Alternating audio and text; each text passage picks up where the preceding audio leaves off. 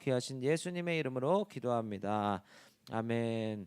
어렸을 때 이렇게 불렀던 찬양 가사 중에 이런 가사가 있어요. 돈으로는 못 가요. 하나님 나라 이런 가사가 있었는데 여러분 정말 돈으로는 하나님의 나라에 갈 수 없을까요? 누가 내라고 했어요? 제가 범인 찾고 마피아 찾기 이런 거 아니니까 그냥 솔직하게 얘기하셔도 돼요. 자, 그렇죠. 자, 두 명이나 대답했네요.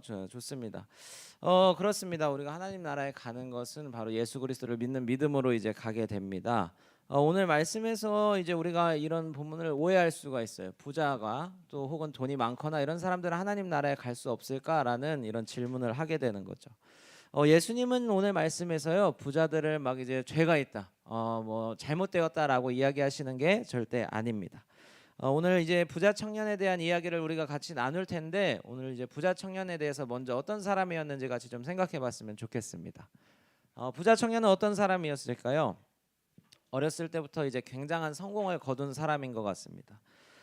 유대인들은요 총 613가지의 율법을 만들어서 이제 지켰습니다. 율법에 대해서 이제 모르면 613가지가 이제 있는지 없는지 어떤 게 이제 율법에 들어가고 나가는지 모르면 그것을 이제 지킬 수가 없었겠죠. 이제 그는 이제 자기가 율법을 다 지킬 수 있습니다라고 얘기할 정도로 자신감에 차 있었습니다. 율법을 당시에 잘 안다는 거는 굉장히 높은 수준의 이제 교육을 받았다는 걸 의미합니다. 뭐 우리로 하면 이제 높은 이제 굉장히 유명한 대학교에 나왔다던가 아니면 이제 유명한 학교를 이제 졸업하고 또 굉장히 높은 수준의 교육 과정을 그가 받았다라고 이렇게 생각할 수 있을 거예요. 그리고 이제 또 한 가지 이제 돈이 많았다는 것, 그가 돈이 많았다는 것은 뭐 지금 세상에서도 성공한 인생을 어떤 평가할 때 굉장히 중요한 기준이지만 당시에도 그랬습니다. 돈이 많다는 건요 하나님께서 그에게 많은 은혜를 주셨다라고 당시 그 유대에 살았던 사람들이 다 그렇게 이렇게 생각을 했어요. 그래서 혹시 막 어떤 사업이 막 잘 안 되고 실패하면 하나님께서 그에게 이제 벌을 주셨다라고 생각했던 게 지금 어떤 이런 생각이 아니라 당시에 유대 사람들이 가졌던 생각이었다는 거죠. 그렇기 때문에 이 부자 청년의 삶은 어떻게 보면 다른 사람들이 와 나도 저 사람처럼 되고 싶다, 나도 부자 청년처럼 되고 싶다라고 이런 마음을 갖게 할 그런 롤 모델이었다고 우리가 생각할 수 있을 거예요. 다른 사람의 시선에서 봤을 때 부자 청년을 봤을 때 나도 저 사람처럼 되고 싶다라고 생각했지만 그 부자 청년의 마음 가운데는 그렇지 않았던 것 같아요. 다 가진 것처럼 보이는 사람도 한 가지 부족한 것이 있었다라고 이제 오늘 말씀에서 말합니다. 그 한 가지 채워지지 않는 게 뭘까요? 그 마음 가운데, 그의 삶 가운데, 그의 생각 가운데 빈 공간이 있었다는 거죠. 다 채워진 것처럼 보이지만 차 있지 않은 그 공간이 그의 마음 가운데 있었다는 것입니다. 우리는 이 말을요 조금 어려운 말로 하면 이제 공허함이라고 합니다. 공허함. 모든 사람 가운데 사람이라면 누구에게나 이런 빈 공간이 다 있습니다. 내가 친구가 많아도, 내가 공부 성적이 지금 잘 나오고, 내가 돈이 많아도 여러분 우리의 마음 가운데는 이런 비어있는 공간이 있습니다. 높은 자리에 오른다고 해서 우리가 많은 일을 한다고 해서 여러분 이 공간이 채워지는 게 아닙니다. 세상을 거쳐간 많은 사람들이 이 빈 공간을 채우려고 애쓰고 노력해봤지만 성공한 사람은 한 사람도 없었습니다. 여러분 그것이 바로 이 오늘 본문에서 말하는 한 가지 부족한 것이라는 거죠. 여러분 이 빈 공간을 채우기 위해서 어떻게 해야 할까요? 부자 청년의 질문에 그 답이 있습니다. 우리 17절 말씀을 한 번 더 좀 같이 읽었으면 좋겠어요. 많은 일을 하고 우리가 어떤 높은 자리에 올라가도 채워지지 않는 그 한 가지가 무엇인지 우리 같이 생각해 봤으면 좋겠습니다. 예수께서 우리 17절 시작. 예수께서 길에 나가실새 한 사람이 달려와 꿇어 앉아 묻자오되 선한 선생님이여 내가 무엇을 하여야 영생을 얻으리이까. 자 마지막에 우리 좀 봤으면 좋겠어요. 영생을 얻으리이까. 여기서 영생은 무엇일까요? 자 우리가 아는 영생에 대해서 같이 좀 생각해 보셨으면 좋겠습니다. 세윤이 영생이 뭘까요? 영생 우리가 생각하는 영생이 뭘까요? 천국에 가는 것. 그렇죠. 천국에 가는 것. 감사합니다. 센스 있게 또 이렇게 노란색으로 이렇게 처리를 해주셨어요. 자, 우리가 그냥 오랜 시간 그냥 죽지 않고 살아가는 게 영생이 아닙니다. 부족한 상태로, 우리가 연약한 상태로 그냥 영원히 산다는 것은 영생이 아닙니다. 성경이 말하는 영생이 아니에요. 우리가 갈증과 어떤 그런 우리 마음 가운데 있는 빈 공간을 가지고 살아가는 것은 영생이, 성경이 말하는 영생이 아닙니다. 그래서 많은 사람이 이렇게 질문합니다. 이 부자 청년처럼 어떻게 하면 내가 영생을 얻을 수 있습니까? 라고 이렇게 이야기합니다. 여러분, 이 영생의 문제, 그리고 우리 마음 가운데 있는 그 빈 공간의 문제는 오직 예수님만이 해결해 주실 수 있습니다. 그래서 요한복음 17장 3절은 우리에게 이렇게 말합니다. 제가 대신 읽어드릴게요. 영생은 곧 유일하신 참 하나님과 그가 보내신 자 예수 그리스도를 아는 것이다. 영생은 바로 예수 그리스도를 아는 것입니다. 여러분, 여기 예수님을 모르는 사람이 혹시 있나요? 오늘 저는 예수님의 이름을 처음 들어봤다는 친구 있어요? 없죠? 그렇습니다. 여러분, 많은 사람들이요 예수님에 대해서 압니다. 예수님을 믿지 않아도 자기는 예수님을 안다고 이렇게 이야기하는 사람들이 많아요. 오늘 말씀에서 그 부자 청년이 얘기했던 것처럼 예수님을 선한 선생님으로 아는 사람도 있고요. 그냥 어떤 도덕 선생님 같이 좋은 이야기를 했던 사람, 그리고 잠깐 이 땅에 왔다가 그냥 죽었던 우리와 같은 그냥 한 사람으로 생각하기도 합니다. 많은 사람이 예수님에 대해 안다고 이야기해요. 여러분, 우리나라 지금 대통령이 누구죠? 그렇죠. 대통령에 대해서 알아요. 그러나 그 대통령이 어떤 사람인지에 대해서 개인적으로 아는 사람이 혹시 이 자리 가운데 있나요? 없습니다. 대통령이 혼자 있을 때 무슨 생각을 하는지, 그건 이제 대통령과 가까운, 그리고 아니면 자신만이 알 수 있는 거죠. 여러분, 예수님을 아는 것도 그렇습니다. 여러분은 예수님에 대해서 어떻게 알고 있나요? 예수님은 그냥 사람으로, 아니면 어떤 그냥 우리 머릿속에 있는 지식적으로 예수님을 알고 있지는 않은가요? 예수님을 우리 삶의 어떤 죄의 문제들을 해결하시고 모든 문제를 해결하기 위해서 이 땅에 오신 구원자로 여러분 예수님을 알기를 간절히 원합니다. 그냥 정보로, 남이 아는 지식 정도로 예수님을 아는 것이 아니라 진짜 그분을 만나는 그런 경험이 오늘 우리 가운데 있기를 간절히 원합니다. 여러분, 그래야 예수님을 위해서 살아갈 수 있는 거예요. 영생을 얻은 자로 살아갈 수 있는 거죠. 예수님을 아는 사람만이 삶에서 주님과 동행하며 주님과 함께, 그리고 주님의 은혜로 살아갈 수 있습니다. 내가 예수님을 만나서 그리고 예수님을 알아서 나의 삶이 변화되었습니다라고 이야기할 수 있는 거죠. 우리가 내 친구에 대해서, 내 옆에 있는 친구에 대해서 자세히 알고, 내 친구가 무엇을 좋아하는지, 내 옆에 있는 남자친구가 혹은 여자친구가 무엇을 좋아하고 무엇을 원하는지 아는 것처럼 여러분 예수님에 대해서 알게 되기를 원합니다.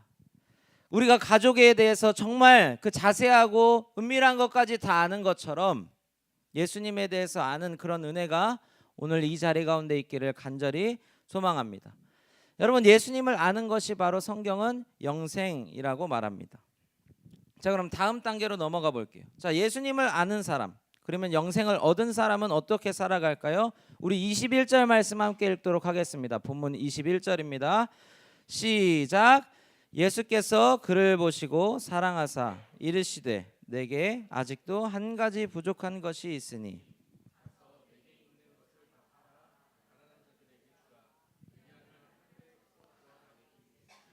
그리고 와서 나를 따르라 하시니. 아멘. 자, 예수님을 아는 사람은 어떻게 살아간다고 말하고 있나요? 예수님을 따라가게 되어 있습니다.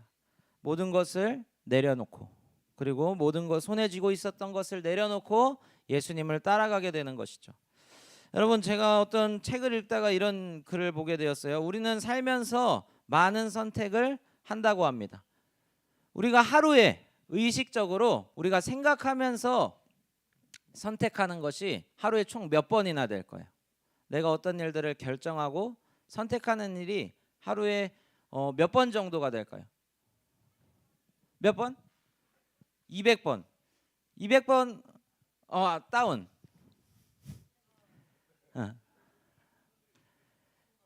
세 번보다는 세 번? 세 번 업. 자, 150번 다운. 100번. 거의 다 가까이 왔습니다. 이제 100번. 39번. 답을 공개하도록 하겠습니다. 근사치에도 안 왔어요. 약간 실망할 뻔했어요. 자, 좋습니다. 어쨌든 70번입니다. 70번. 사람은 매일 살아가면서 70번의 의식적인 선택을 하고요. 자, 이게 1년이면 몇 번일까요? 제가 여러분을 시험 들게 하고 있네요. 자, 1년이면 25,550번이라고 합니다. 자, 우리의 삶이 70년이라고 가정한다면 그 선택은 178만 8,500번이라고 해요. 우리가 살아가면서 의식적으로 선택하는 순간이, 그리고 우리에게 찾아오는 선택이 약 180만 번에 가까운 그런 선택을 하게 된다는 거죠. 여러분, 이런 선택을 다 합쳐서 이루어진 것이 우리의 삶이고 지금 우리의 모습입니다. 작게는 우리가 오늘 교회를 올 때 어떤 옷을 입고 올지, 어떤 신발을 신을지, 그리고 어떤 저녁 메뉴를 먹을지, 그리고 어떤 학교에 들어가야 할지, 또 크게는 어떤 직장에 들어가야 할지, 이런, 그리고 어떤 사람과 만나서 결혼해야 할지, 이런 선택의 연속이 우리의 삶이라는 거죠. 여러분, 부자 청년도 오늘 그 삶에서 아주 중요한 선택의 순간을 맞이했습니다. 예수님을 따를 것인가, 자기가 쥐고 있었던 그것들을 내려놓고 예수님을 따라갈 것인가, 아니면 원래 자기가 누려왔던 그 자리에 그냥 머무를 것인가. 영생을 얻기 위해서, 또 우리가 인생의 행복을 얻기 위해서 답이 보이지 않는 인생 가운데 답을 주시기 위해서 예수님께서 우리 가운데 오셨습니다. 그리고 예수님은 우리에게 질문하시고 이 부자 청년에게 하셨던 것처럼 선택을 요구하십니다. 여러분, 우리가 예수님을 따라 사는 길에는 많은 선택을 요구합니다.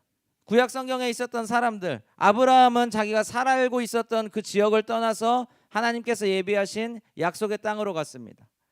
모세와 기드온에게는 그 소극적인 성격을 버리고 하나님께서 예비하신 그 승리의 자리로 나아가라고 말씀하셨어요. 제자들에게는 폭풍 속에 있을 때 그 배를 떠나서 물 위에 계신 예수님께로 나아오라고 예수님께서 말씀하셨습니다. 여러분, 주님을 선택하고 우리가 주님을 따라가는 길은 절대로 쉽지 않습니다. 그 길에는 분명히 희생이 따릅니다. 우리가 시간과 우리의 젊음과 또 지금 우리가 드려야 하는 어떤 것들을 희생하면서 예수님을 따라가야 하는 것이죠. 그리고 예수님은 그 길이 가장 복된 길이라고 오늘 여러분 한 사람 한 사람을 초대하고 계신 줄 믿습니다.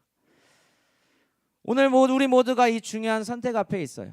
사람은 선택할 때 가장 중요하게 생각하고 가치 있게 생각하는 것을 따라서 결정합니다. 우리가 학교를 선택하고 또 어떤 일들을 진행하기 위해서, 또 사람을 사귈 때, 또 이럴 때 우리가 가장 중요하게 생각하는 부분들이 드러나는 거죠.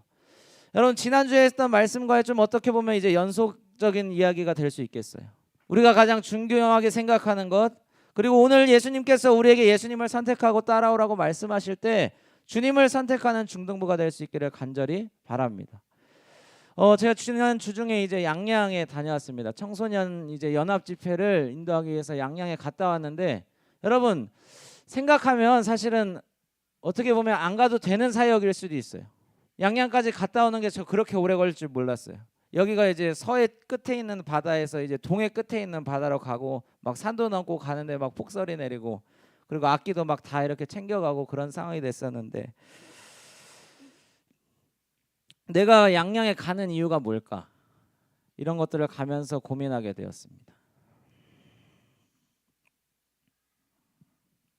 주님께서 그곳에 계시고 또 주님께서 가게 하셨기 때문에 다른 상황과 내가 지금 어떤 현실에 있는 것, 편리함이나 내가 편함보다도 더 중요한 것이 있기 때문에 제가 양양에 가고 그 제의를 받았을 때 이렇게 수락하고 다녀오게 된 것이죠.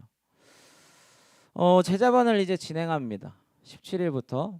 여러분, 그냥 이제 그동안 많이 들어왔던 친구들도 있을 거예요. 제자반에 대해서 뭐 배우는 내용들 똑같겠지, 혹은 뭐 똑같은 시간이겠지, 뭐 그냥 또 다른 모임 하나겠지, 이렇게 생각할 수 있지만, 여러분, 주님께서 오늘 이 자리 가운데 또 제자반을 통해서 우리를 부르신 줄 믿습니다.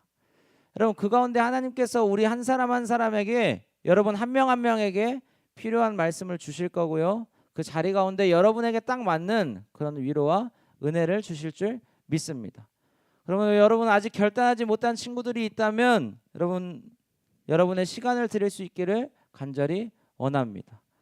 내가 더 해야 하는 중요한 일이 있어서 할 수 없어요 라고 이렇게 이야기하는 것이 아니라 하나님께서 우리에게 질문하시고 예수님께서 나를 따라오라고 말씀하실 때 그 부르심에 순종할 수 있는 우리 한 사람 한 사람들이 다 되기를 간절히 소망합니다. 우리 이런 마음을 담아서 같이 찬양 올려드렸으면 좋겠어요. 주님 다시 오실 때까지라는 찬양인데요. 여러분 알고 있는 친구들도 있을